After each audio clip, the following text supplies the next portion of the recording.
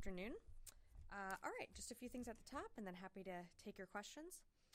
On Tuesday, the 34th Australia-U.S. Ministerial Consultations, known as OSMIN, took place in Annapolis.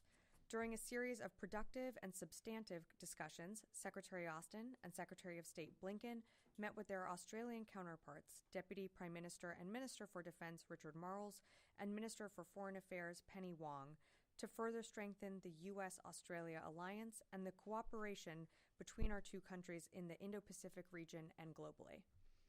The leaders also reaffirmed that the unbreakable alliance between the United States and Australia is essential to promoting a prosperous and peaceful region.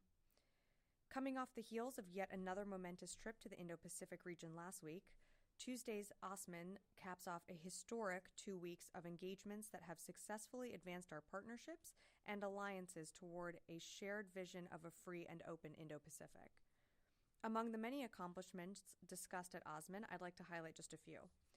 The United States and Australia reaffirmed their dedication to enhancing force posture cooperation across various domains, including land, maritime, air, and space, ensuring both countries can respond more quickly and effectively in the region. Both nations also announced significant progress on co-production and co-development activities that will strengthen our advanced capabilities, bolster the resilience of our respective defense industrial bases, and ensure we're prepared to respond to regional challenges for decades to come. These efforts, alongside increased rotations of U.S. forces to Australia and expanded trilateral cooperation with Japan, exemplify the deepening resolve and steadfast commitment of the United States and Australia to our shared strategic goals. For more information, you can find a joint statement and the fact sheet regarding yesterday's OSMIN on the DoD website. Tuesdays. Separate but related, as we work to bolster strategic partnerships abroad, Secretary Austin and Deputy Secretary Hicks remain deeply committed to accelerating the department's defense innovation, development, and acquisition here at home. In remarks delivered at the NDIA Emerging Technologies for Defense conference yesterday, Deputy Secretary Hicks outlined the progress the department has made over the last 4 years in driving the sustainable change and innovation necessary to ensuring our armed services have the capabilities on hand to meet our geopolitical moment. Her remarks, as well as a fact sheet outlining the department's lines of effort toward innovation and modernization, are available on defense.gov.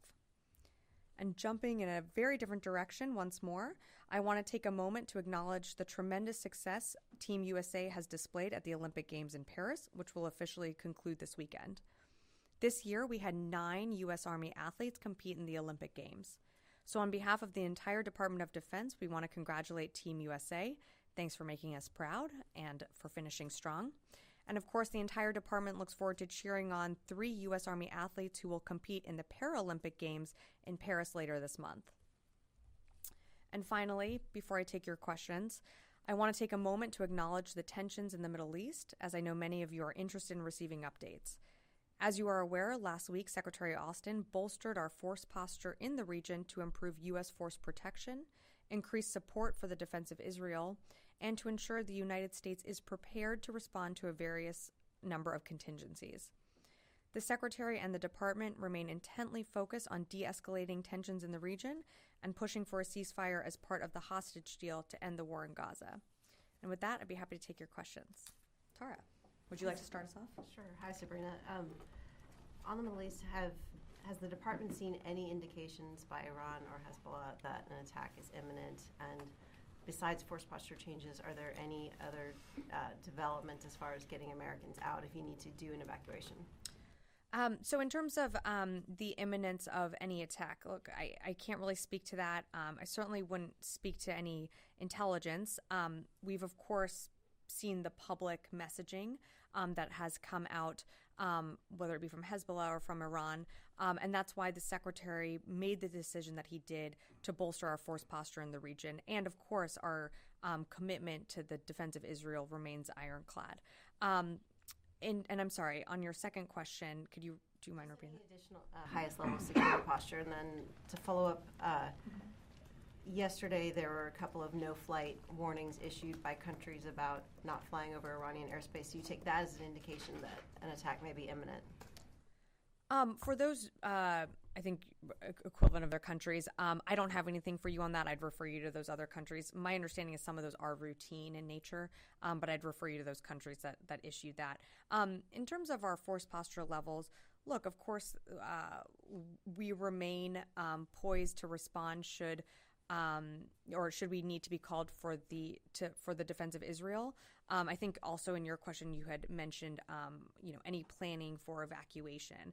And again, we're a planning organization. It's something that is a capability that, of course, we have. But right now, our main focus is making sure that we're postured to make sure that our forces are protected. We're postured to come to the defense of Israel should we need to. But what we really want to see is tensions de-escalate. And you saw the secretary speak to that at his press conference on Tuesday. The need for this hostage deal to go forward, or the ceasefire deal to go forward so we can get hostages home. That's really our focus, and that's what we want to see moving forward. Liz. Thanks. On the attack at al-Assad earlier this week, how many U.S. service members were injured total? I believe we got 7 service members and contractors were injured, but has that number gone up since? And how many have returned to duty? How many are still seeking treatment? Yeah, no, thanks, Liz, for the question. So initially, our assessment was that it was 7 personnel that were injured. That was our initial report. It is actually 5 service members that were injured in the attack. After conducting a post-strike analysis, we determined that 4 service members and 1 contractor was actually injured in the attack. The other 2 received, very minor injuries and returned to duty right away. And again, it was 2 personnel initially thought to have been injured during the attack, but were screened by medics, and after that attack were immediately returned to duty. In terms of the status of the other personnel, 3 of the 5 injured personnel have been transferred to Landstuhl Regional Medical Center in Germany for additional treatment. The remaining personnel, the one service member and contractor, have returned to duty and are in the region. And can you explain what exactly happened? Was it 2 rockets that impacted the base, or how was this able to get past the U.S. protective? Yeah, thanks for the question. So it was 2 rockets launched by what we believe to be an Iranian-backed Shia militia group that impacted al-Assad Air Base in Iraq. There was a 3rd rocket that was intercepted before it impacted the base. In terms of how these rockets got through, look, that's something that CENTCOM is going to review and is reviewing right now. We want to make sure that this doesn't happen again. And so CENTCOM is going to adjust and take the proper measures needed to protect our forces in the region. But I don't have more to share right now. Idris. Can you provide us an update on Ukraine's incursion into Kursk? Is that consistent with, is that consistent with the United States' sort of understanding of what Ukraine can and cannot do with U.S. weapons? Thanks for the question. So yes, it is. It is consistent with our policy, and we have supported Ukraine from the very beginning to defend themselves against attacks that are coming across the border and for the need for crossfires. So they are taking actions to protect themselves from attacks that are coming from a region that are within the U.S. policy of where they can operate our weapons, our systems, our capabilities. In terms of this actual operation that's ongoing in the Kursk region that you've referenced, I'd refer you to the Ukrainians to speak more to that. We are getting more information, but really it's for them to speak to their own operations. So is the policy then essentially wherever they see an attack emanating from or a grouping of troops? So could that include like Moscow as well, if they saw some sort of preparation for them to then go into Moscow? Is that would, again, we don't support long-range attacks into Russia. These are more for crossfire. I'm not going to put a specific range on it, as you know. They are aware of the U.S. policy and what we are supportive of. I think from the very beginning, we are supportive of Ukraine and their success on the battlefield. But as the dynamics have shifted on the battlefield, they've been able to actually push the Russians back further into Russian territory.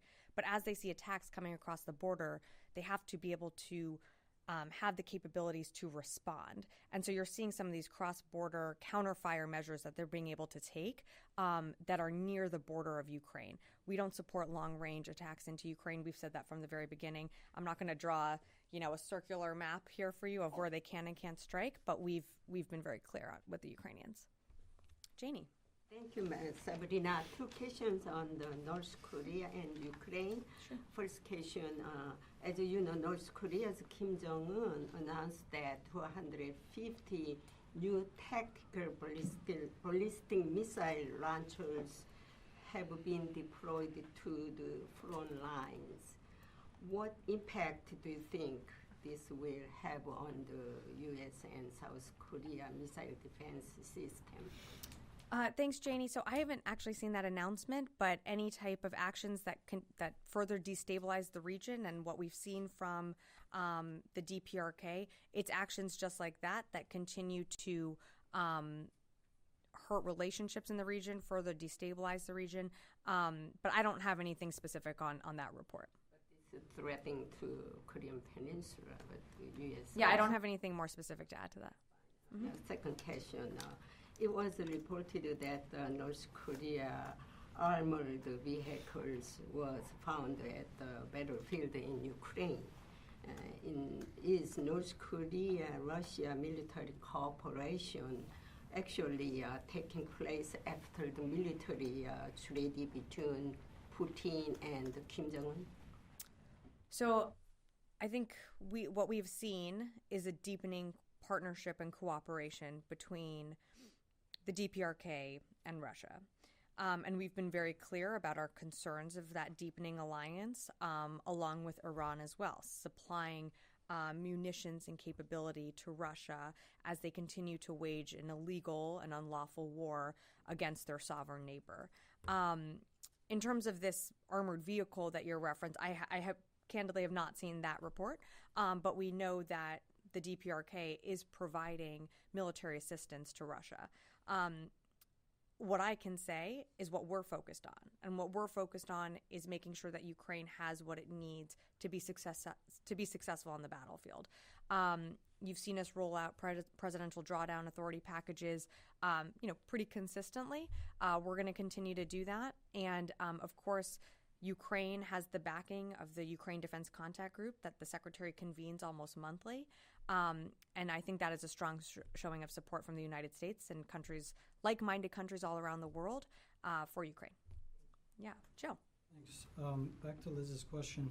Sure. On that strike or attack, so the Secretary said, I think a couple days ago, that no attacks, or the U.S. won't accept any attacks on its personnel in the region. We saw a couple attacks on U.S. forces in the last couple weeks. We haven't seen the U.S. respond to any of those. We saw a self-defense strike on July 31st, and then this strike came. So can we expect a U.S. response? We always reserve the right to respond at a time and place of our choosing. I'm certainly not going to get ahead of the Secretary or any decisions that he makes in conjunction with the President and the National Security Council, but we always reserve that right, and we will take measures that we need to. Just one more on the self-defense strike on July 31st. Is there any additional information that you can share in terms of if there were any, if anybody was killed in that strike? Because there's been reports that there were actually some Houthi members or fighters in Iraq at the time. I would refer you to CENTCOM for more details on that strike. Just one last Sure. one on Gaza. Has the department seen a day after plan yet from its Israeli counterparts for a day after plan in Gaza? That's something that we continue to urge for with our, with the Secretary's calls with Minister Gallant. We continue to urge to see, what does planning look like when the war ends.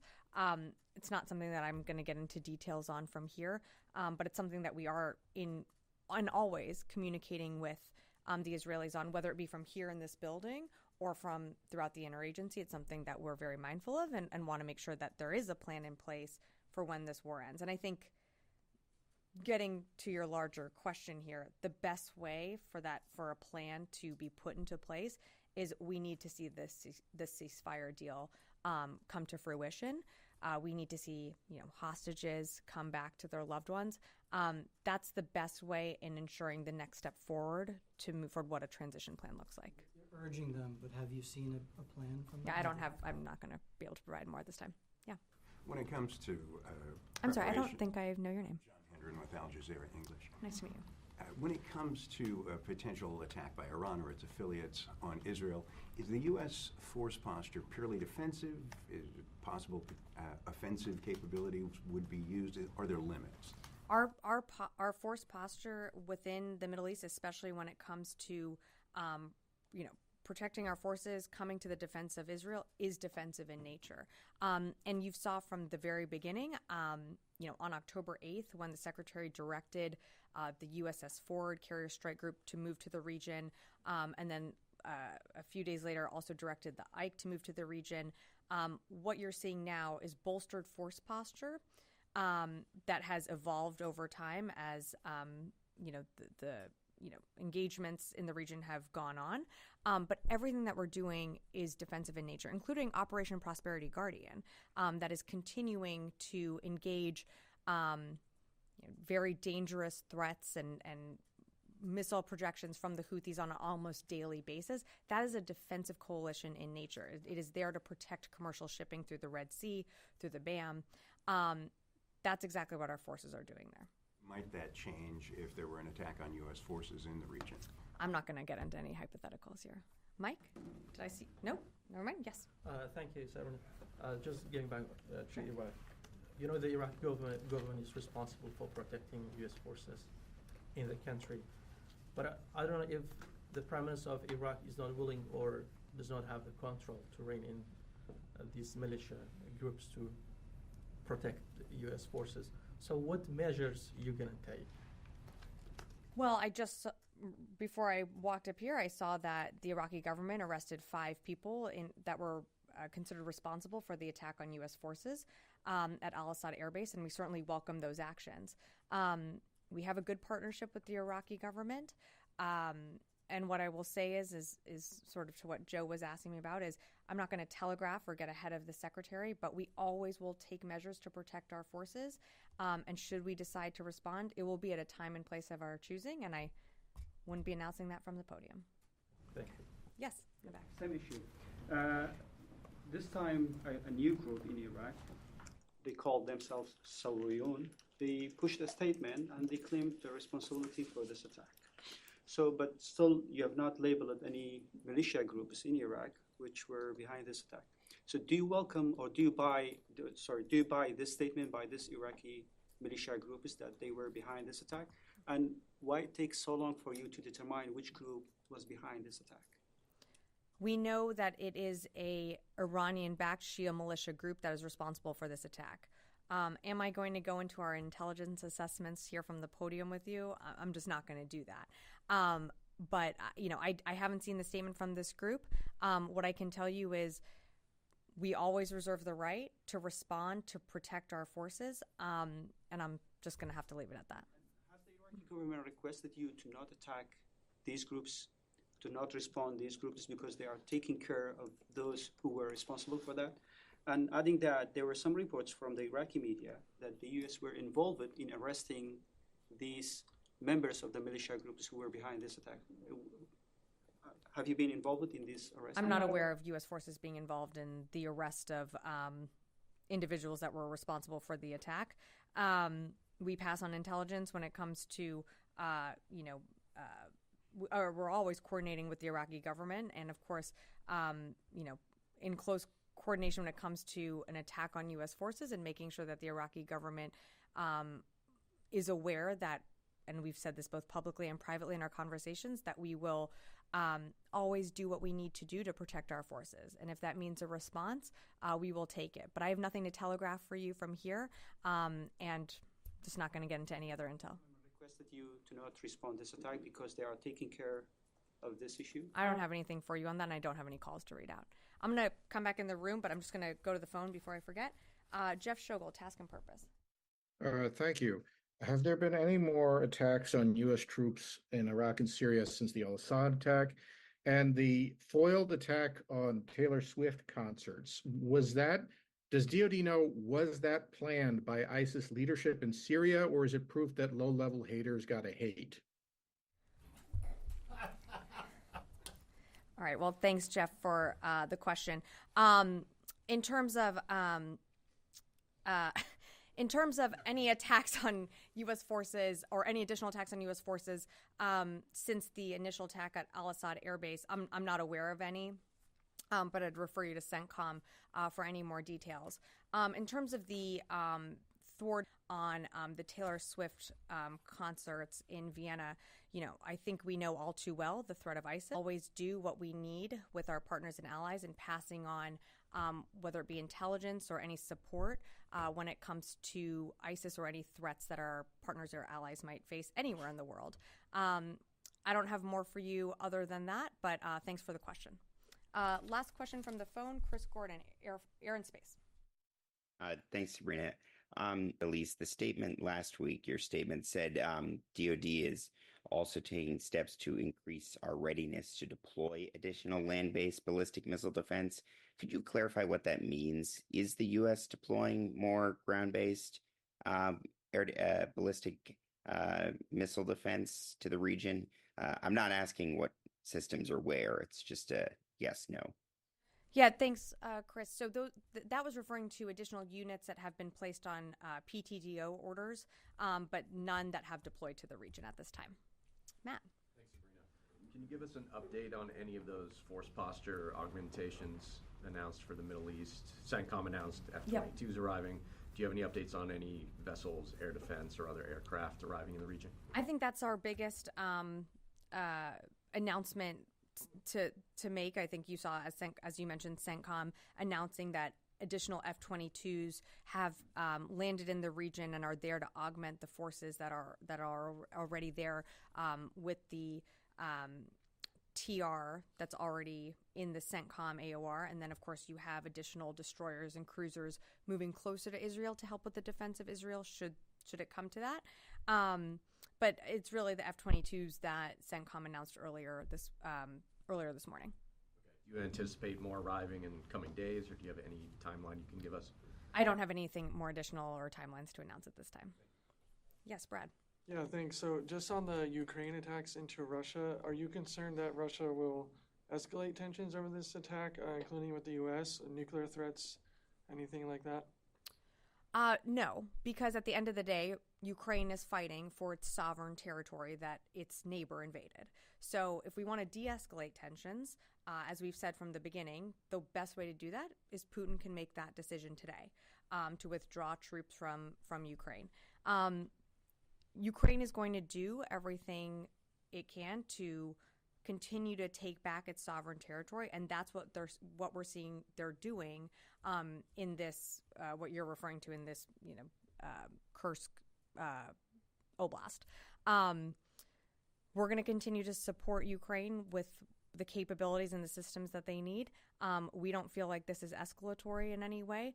Ukraine is doing what it needs to do to be successful on the battlefield. Yes. Thank you, Sabrina. I have two questions. The first one, can you speak a little bit about to why F-22 fighter jets is in the region at this time? I mean, which they are not generally thought as a defensive platform. Actually, they can be a very invaluable defensive platform. They add a maneuverability, additional systems that allow the commander to have more versatile options. And I think it sends a very clear signal to the region that we want to see tensions de-escalate. And it sends a really, I think, powerful message of deterrence. Second question, regarding to the call between Secretary Austin and his Egyptian counterpart today, does the Secretary Austin believe that the U.S. allies in the region will help this time the U.S. Like what they did in April regarding to the Iranian attack? Do you have any assurance from them that they will do that like what they did in April? So I appreciate the question, but of course, just not going to go down this hypothetical route of what could happen. I think, we have a great, strong partnership with Egypt. You saw the readout of the call, which I'm sorry I should have mentioned, that a readout is available on defense.gov. I just don't have more to add other than I would say that I would let other allies and partners in the region speak for themselves. Yeah, of course. Noah. There was a story yesterday about U.S. responses to Houthi attacks and then the defensive strikes that have taken place in the last 10 months that listed very specific numbers of munitions that the U.S. has used. Are you familiar with whether those are accurate? I don't know the story that you're referencing, and I wouldn't comment on any specifics at this point. Yeah. Mm-hmm. Thank you, Sabrina. As the situation in Venezuela evolves, is the DoD supplying options to policymakers? That my colleagues at the State Department, this administration, takes the threat of the Taliban very seriously. We know intimately the pain and suffering they've inflicted on the people in their own country. I don't have anything more to offer other than to say that I don't think it was meant to be considered a flippant comment by them. I'd certainly refer you to them for more, but this administration knows deeply the pain that they've inflicted. Thank you very much. And one last question. Jerusalem Post yesterday reported that Pakistan might give Shaheen 3 cruise ballistic missile to Iran in case of intense, if something more crazy happens between Iran and Israel. Is Pentagon taking this serious? I mean, because there is obviously conflict. Pakistan Foreign Office issued a statement once, they put the name of Israel there. A few hours later, they removed the name of Israel there. The Senate passed a resolution condemning Israel. And now Jerusalem Post has reported this. Is the U.S. at all concerned that maybe if so different regime like Imran Khan, who is obviously criticizing Israel from sitting in jail, what is Pentagon looking at? Yeah, I don't have a response to it because I haven't seen the report. And sorry, I'm just going to have to leave it at that. Charlie. Thank you. So a couple weeks ago, the Russians had threatened to arm Houthi rebels with anti-ship ballistic missiles. Shortly after that, we saw Russian warships anchored off the coast of Yemen, and that was being tracked. Now, with this new incursion, with these continued Russian collusion or the relationship between the Russians and the Houthis. So I've seen the reporting on that. We haven't seen we've seen Russia previously express or trying to seek relationships with organizations, countries that have, or that are engaged in behaviors that, are opposed to what the United States is. I don't have anything more for you, but we haven't seen Russia supplying the Houthis with any type of capability. It's something that we'll continue to monitor, but I just don't have more for you right now on that. Just follow you up on the ISIS question, too. Yeah. What the haters got to hate. Yeah, please do. That particular part, but... Do you have any more Taylor Swift references that you want me to respond to? I'm afraid not. Okay. The question was, and I wanted to drill down a little bit closer into that, would you have seen if this was a more serious level of ISIS coordination? Was there, in terms of the intelligence, in terms of our U.S. forces in that region, that this is something more than a couple of radicalized, self-radicalized individuals? Well, I'll reiterate that what I said to Jeff is that we know all too well the threat of ISIS. And in terms of this specific threat that impacted concerts in Vienna, I'm just not going to be able to speak more to that intelligence right now. But it is something that the intelligence community continues to, as always, monitor. We've seen ISIS pose threats, whether it be in Europe, in Asia, and in Africa. It is something that we are deeply, deeply concerned about. So we're certainly not out of the woods when it comes to ISIS, but it's something that, a global coalition of like-minded nations have come together to continue to all around the world. And that's what you saw when it comes in this instance or other instances. We're always going to share intelligence with our allies and partners, and even with those countries that we don't have the best of relationships with. You saw us have a duty to warn with those attacks that happened in Russia. That's something that we did because we were concerned about that ISIS threat that had developed. So it's something that we're going to continue to monitor. Just leave it at that. Okay. Right. Did we have one more? Okay, sure. There have been new clashes between Iranian-backed Arab tribes and the Kurdish forces, Syrian Democratic Forces. To your knowledge, have U.S. forces engaged in the fight, or does it affect the campaign against ISIS? I'm not aware of U.S. forces engaging. Yeah, I'll have to leave it at that. Thanks. All right, thanks everyone. Happy Thursday.